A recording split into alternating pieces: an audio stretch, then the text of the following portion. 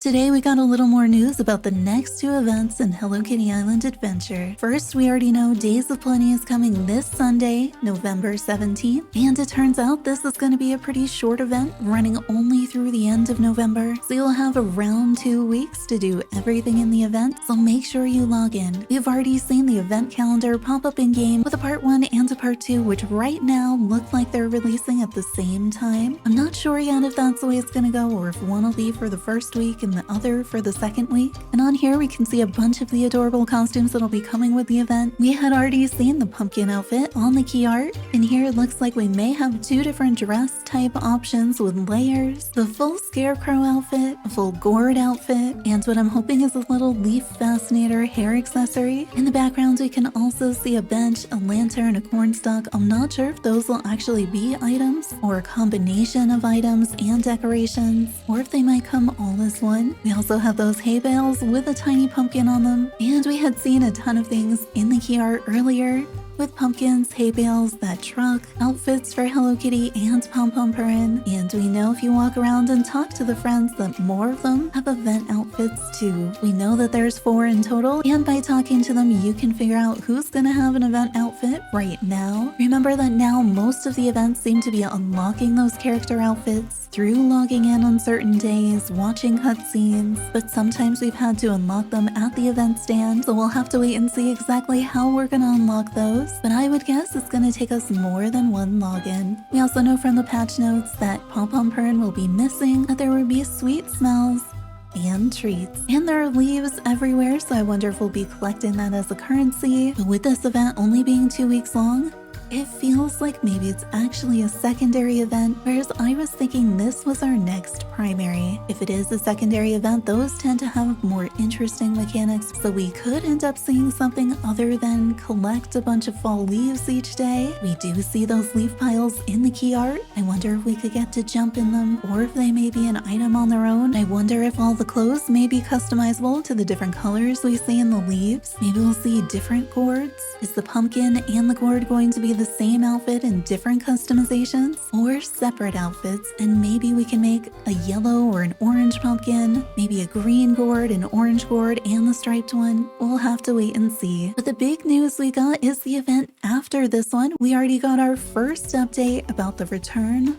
of Give and Gather. If you missed Give and Gather last year, or you just forgot because it's been almost a year now, Give and Gather brought us gingerbread, a cookie tree, and gifts last year, including all of those character sweaters. And although we don't have any images yet, we do know when Give and Gather will start this year. Give and Gather will start November 24th. So that is so soon. We haven't even started Days of Plenty and we already have ideas about Give and Gather. So here's what we know so far. For the first time in Hello Kitty Island Adventure, your experience of the event will change based on whether it's your first time playing the event or your second time. So if you played last year and you saw the cutscenes for Give and Gather, this year you'll experience an all-new storyline through the cutscenes with Cinnamoroll. There will be a reward at the end of the storyline, although we don't know what it is yet, and we'll end up with a new item when exchanging dedicated gifts this year. Last year, when we gave the characters their character gifts, we collected the character sweaters. This year, because we already have the sweaters, we're going to be collecting something new, although we don't know what it is yet. Additionally, if you missed some of the sweaters last year, even though you played, Tuxedo Sam will have those in his store for you. However, these will be 1 per player items,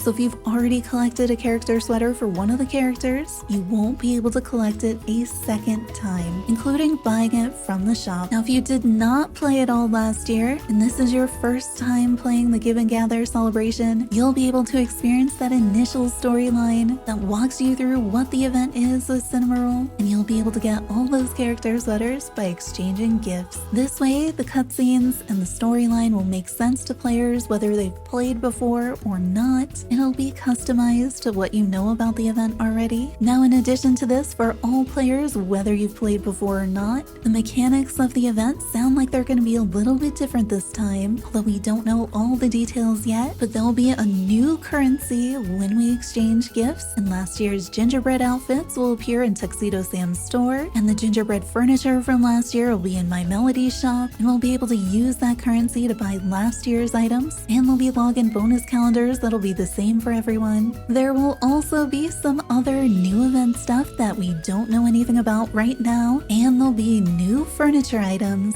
from giving generic gifts. So last year we had the gingerbread stuff. This year we'll have a whole new furniture set available to everyone. And a new exciting change for Give and Gather. Last year we had to wait until almost the end of the event to open our Give and Gather gifts. And those gifts were how we got our gingerbread furniture set. So you were getting the gingerbread furniture around the end of December. This year you'll be able to open those gifts whenever you want. The character gifts, however, will wait until the end of the event. I think this is one of the more exciting changes for this event, as I know we gave a ton of feedback on this last year, that we really liked the furniture. It was super cute, but we really wished we had had it earlier to decorate with when we felt like we were still in peak holiday season. So this year we'll be able to get it as we go along in the event. In addition to that change, we'll also have a catch-up mechanic for gift giving. So if you miss up to 3 days, you'll be able to stack those gifts when you log in again, just like we did with the bows in the 50th anniversary event. This should make it so much easier to play and catch up if you miss a few days. I think that's everything we know so far, and we'll be learning more about both of these events soon, and we'll be able to learn everything about Days of Plenty really soon, since that event starts this Sunday in just a few days. We'll be streaming it live on the channel, and I hope you'll join us. Subscribe for more Hello Kitty Island adventure content, and turn on notifications to find out the next time we go live. Hope to see you there.